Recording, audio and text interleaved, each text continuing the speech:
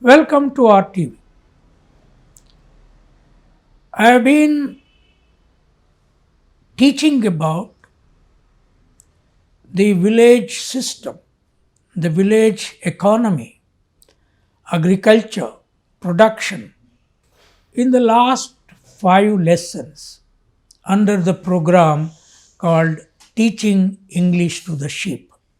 Now, this program is not just to teach only English, but tell the country and the world what is the strength of India as a nation and where this nation actually began its great civilizational history called village. So, without understanding Indian village, we cannot understand India as a nation, or we cannot understand India's history. History does not mean who were the kings who ruled us, who were the prime ministers who ruled us, who were the people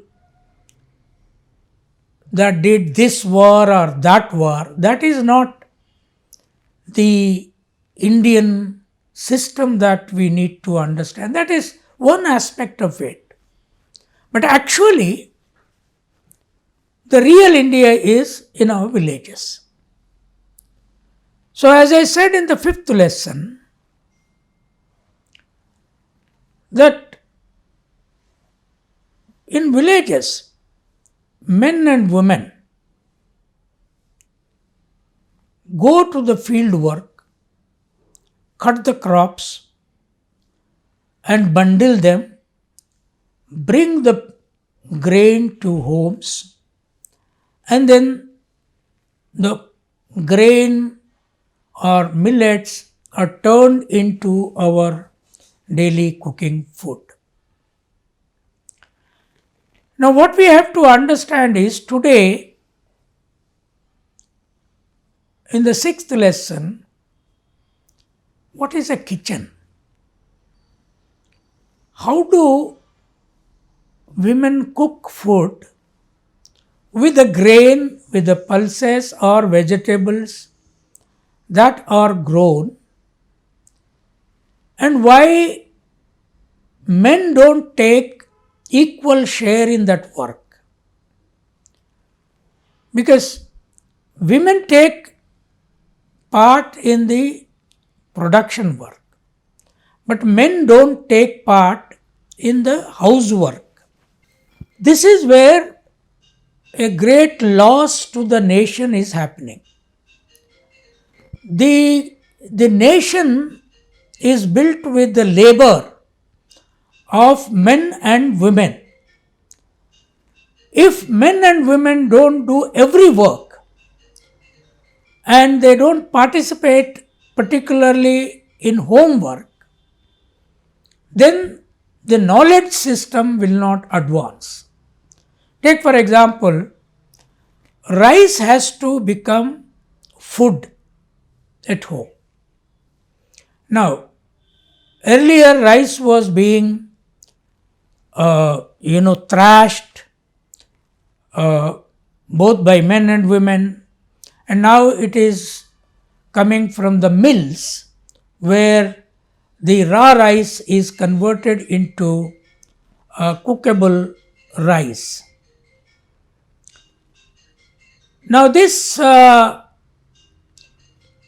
rice, when women cook at home, there is a systematic process how they cook. Now, along with that, there is a millet food that they cook, there is vegetables that they cut and cook, there are other varieties. The kitchen needs oil. How does oil come? Where does oil come from? So, this whole thing, Indian kitchen or any kitchen in any house in the world, is a converted industrial process of food making from field to kitchen. Now, in the field, we produce grains, millets, and from animals, we take milk, and from animals, we take meat, we bring fish home, and we bring vegetables. As I said, human beings have to eat all kinds of food items. Human beings should not confine to mere meat food or vegetable food.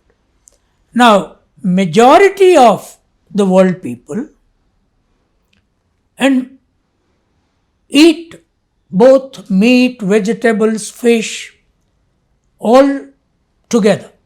And food is known as food. There is nothing like meatarian food, there is nothing like vegetarian food. Some people divided the food vegetarianism and meatarianism, but that is a wrong division. It will not sustain human mental power and also physical power. Human being, unlike animals, have to eat both. But in that, we also choose which animal food is good for digestion, which fruit is good for digestion, which vegetable is good for digestion, which is not poison, all that. Take for example, very simple thing. Many fish and snake look alike.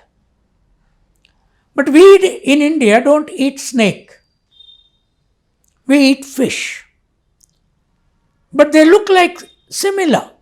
If once it is cooked, the piece that is cooked does not look different from one another. Of course, Chinese and the Eastern world, what we call the Buddhist world, Japan, mostly Chinese, eat snake also. But in India, we eat sheep, but majority Indians don't eat dog. Whereas in Northeast India, people eat dog. Though it does not look,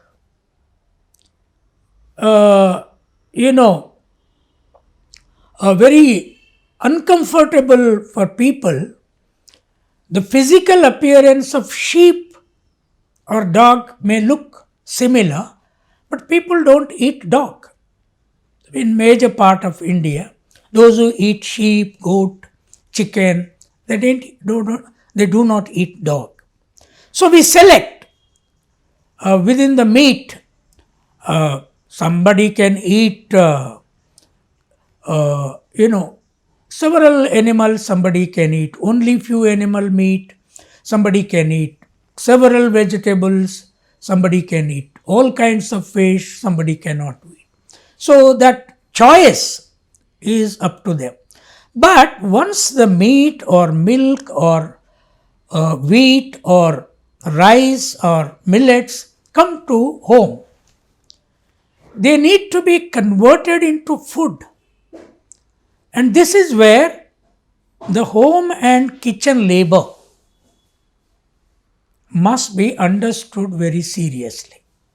Normally, in lesson teaching, neither the book writers nor the teachers, even women teachers, do not talk about kitchen as a food making industry. Like as I said in the earlier lessons, you have leather instrument making, leather rope making, that was the first early industry. Then you have weaving as the next most civilizational industry. Then you have carpentry, ironsmithing, goldsmithing, bronzesmithing, and you have pot making. So many, things made a village along with producing food on the soil. A village, a combination of civilizational collective. But people don't understand, in every house, historically our women have created a cooking industry at home. Anything that converts a raw material into a new thing is an industrial process. Because in India, some of our economists did not define what is an industry, what is a cottage industry, what is good, what is bad. They have not categorically defined and taught to our children. Unless children learn these things, the elders don't understand what they will become in future. Today's child is tomorrow's citizen. Tomorrow's citizen is a nation builder. One can be employee, one can be engineer, doctor, collector, or minister, or prime minister, whatever. But that is what the child is. This child, whether male or female, does not know that kitchen is the earliest industry that home prepared for conversion of rice into edible food, conversion of many millets into edible food item, conversion of raw milk into boiled milk, and then curds, then ghee, then buttermilk, so on and so. So you, from milk you are creating several new things, and you see the difference of the taste. The raw milk that comes from a buffalo or a cow or a goat or a sheep will not have the same taste like the boiled milk. And the curd that comes from the same milk will not have the same taste. Similarly, the ghee that is made out of the same milk will not have the same taste. Buttermilk will not have the same taste or same utility and same energy levels or same proteins. So what kitchen does is it converts the raw food materials into edible materials. And who is the industrial worker in the kitchen? Historically, our women. It could be our mothers, it could be our sisters, it could be our grandmothers, it could be our aunts or whoever. But unfortunately, men did not take part in this industrial mechanism. Perhaps if men and women were to work together, we would have created many new technologies at home. Now, unfortunately, in India, those who were involved in this technology that I am telling you, the technology of leather making, the technology of weaving, technology of carpentry, pot making, and iron smithing, and rope making, these were condemned as bad things. This is very unfortunate theory that came in India by people who never seriously understood what is India actually, what is human being. They never understood even what is religion. They say that because of our religious practice, we don't approve these things. That's wrong. Religion cannot teach you that. That is not religion. That is a superstitious belief. So, in our villages, Pochamma, Ellamma, Maisamma, or Potaraju, or Mallanna, these gods and goddesses don't teach such things. They don't teach about you should practice untouchability and this god's caste is this. No, they don't have caste. So, kitchen and home were the first industrial conversion agents from raw material into food items. And that's how we have survived. So you keep watching and listening this lesson very carefully.